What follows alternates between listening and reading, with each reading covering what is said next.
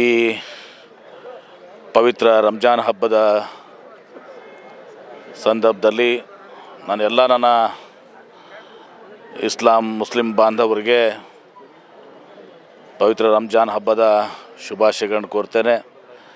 ಈ ರಂಜಾನ್ ಸಂದರ್ಭದಲ್ಲಿ ಅವರು ದೇವರಲ್ಲಿ ಏನು ಪ್ರಾರ್ಥನೆಯನ್ನು ಸಲ್ಲಿಸಿದ್ದಾರೆ, ಆ ಪ್ರಾರ್ಥನೆಗಳನ್ನ ಇವತ್ತೊಂದು ದಿವಸ ಅಲ್ಲಾ ದೇವರು ಸ್ವೀಕಾರ ಮಾಡಲಿ ಅಂಥೇಳಿ ನಾನು ಹಾರೈಸ್ತೇನೆ.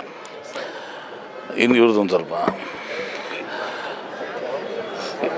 इस पवित्र रमज़ान के मौके पर मैं सारे अपना इस्लाम बंधु जो है, मुस्लिम बंधु जो है, उनका ईद का मुबारक पेश करता हूँ. और इस पवित्र रमज़ान के महीने में उन्होंने जो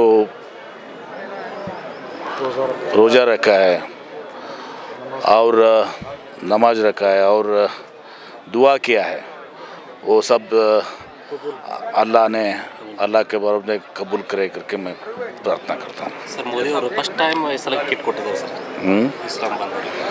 ಒಳ್ಳೆಯದು. ಮೋದಿಯವರು ಕಿಟ್ಟನ್ನು ಕೊಟ್ಟಿದ್ದಾರೆ. ಇದೇ ರೀತಿ ಅವರು ಏನು ನಮ್ಮ ದೇಶದ ಪರಂಪರೆ, ಇತಿಹಾಸ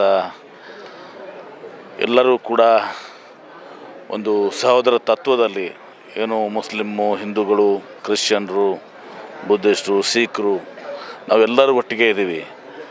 ಅದು ಮೋದಿಯವ್ರಿಗೆ ಈಗ ಅರ್ಥ ಆಗಿದೆ ಅಂದರೆ ಭಾಳ ಸಂತೋಷ. ಇದೇ ರೀತಿ ಅವರು ಎಲ್ಲರನ್ನ ಒಗ್ಗೂಡಿಸ್ಕೊಂಡು ಹೋಗಲಿ ಅಂಥೇಳಿ ನಾನು ಈ ಪವಿತ್ರ ರಂಜಾನ್ ಹಬ್ಬದ ಸಂದರ್ಭದಲ್ಲಿ ನಾನು ದೇವರಲ್ಲಿ ಪ್ರಾರ್ಥನೆ ಮಾಡ್ತೇನೆ. ಸರ್, ಇದು ಪ್ರತಿಯಾಗಿ ವಕಫ್ ಏನು ತಿದ್ದುಪಡಿ ಕಾಯ್ದೆ ಐತಲ್ಲ, ಅದು ವಿರೋಧಿಸಿ ದೇಶಾದ್ಯಂತ ಇವತ್ತು ಮುಸ್ಲಿಂ ಬಾಂಧವರು ಕಫ್ ಪಟ್ಟಿಯನ್ನು ಯಾಕೆ ಪ್ರಾರ್ಥನೆ ನೋಡಿ, ಅದಕ್ಕೆಲ್ಲದಕ್ಕೂ ಕೂಡ ಕಾನೂನು ಇದೆ, ಪಾರ್ಲಿಮೆಂಟ್ ಇದೆ.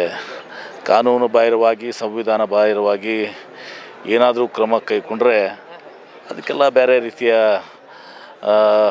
ಅದಕ್ಕೆ ಪರಿಣಾಮಗಳನ್ನ ಎದುರಿಸಬೇಕಾಗ್ತದೆ. ಅದ್ರ ಜೊತೆಗೆ ಜನರು ಕೂಡ ಇದ್ದಾರೆ, ಜನಶಕ್ತಿ ಭಾಳ ದೊಡ್ಡದು. ಜನರು ಕೂಡ ಯಾವುದನ್ನು ಒಳ್ಳೆಯದನ್ನು ಒಂದು ಕಡೆ ನೀವು ಅವರೆಲ್ಲರಿಗೂ ಕೂಡ ರಂಜಾನ್ ಹಬ್ಬದಲ್ಲಿ ಅವ್ರಿಗೆ ಆಹಾರ ಧಾನ್ಯಗಳನ್ನ ಕೊಟ್ಟು ಇನ್ನೊಂದು ಕಡೆ ವಕ್ಫ್ ಕಾಯ್ದೆ ಅಂತ ತೋರಿಸಿದರೆ ಇದು ಎರಡೂ ಕೂಡ ಸರಿದೂಗುವುದಿಲ್ಲ ಇವತ್ತೊಂದು ದಿವಸ.